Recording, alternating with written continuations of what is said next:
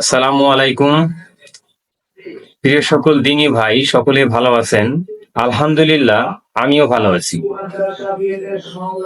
তো আমি আজকে যে বিষয়টা নিয়ে কথা বলবো, সহিহ বুখারীর অধ্যায় নাম্বার 1, বিষয় অজুর বর্ণনা।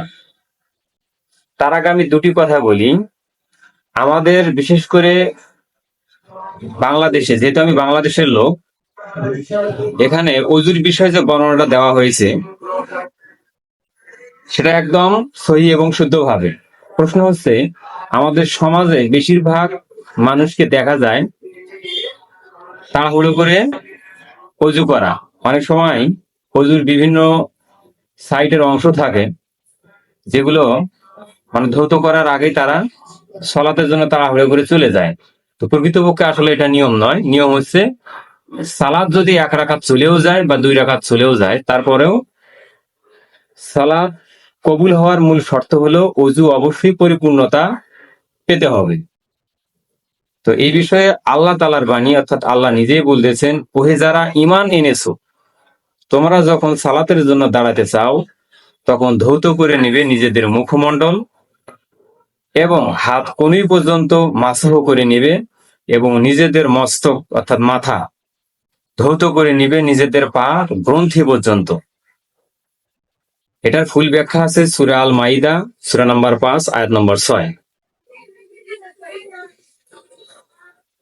আবু আব্দুল্লাহ বুখারী রাহিমাহুল্লাহ, নবী সাল্লাল্লাহু আলাইহি ওয়াসাল্লাম বলেছেন, ওযুর ফরজ হলো একবার করে ধোয়া, তবে 2 বার ধুতে পারেন, চাইলে 3 বার পর্যন্ত ধুতে পারেন। এর অতিরিক্ত করতে আল্লাহ রাসূল সাল্লাল্লাহু আলাইহি ওয়াসাল্লাম নিষেধ করেছেন, কারণ তখন ওটা বাড়াবাড়ি হয়ে যায়। অধ্যায় নম্বর 2, পবিত্রতা ব্যতীত সালাত কবুল হবে না। আবু হুরায়রা রাদিয়াল্লাহু আনহু থেকে বর্ণিত, আল্লাহ রাসূল সাল্লাল্লাহু আলাইহি ওয়াসাল্লাম বলেছেন, যে ব্যক্তির হাদাস হয় তার সালাত কবুল হয় না যতক্ষণ না সে উযু করে। হাজরা মাওতের জয়নব ব্যক্তি বললেন, হে আবু হুরায়রা, হাদাস কি? হাদাস কি? তিনি বললেন, নিঃশব্দে বা সশব্দে বায়ু বের হওয়া। এটা আরো বিস্তারিত পাবেন সহিহ আল বুখারী, সহিহ মুসলিম 2 নম্বর খণ্ডে, অধ্যায় নম্বর 2, হাদিস নম্বর 225, সহিহ আহমদ হাদিস নম্বর 8084।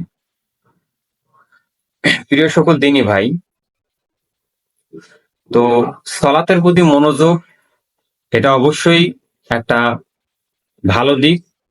তো প্রথম শর্ত যেটা, বুখারীর এই গ্রন্থ থেকে, আপনারা অন্যান্য গ্রন্থেরও রেফারেন্স দিয়েছি, এখান থেকেও পাবেন।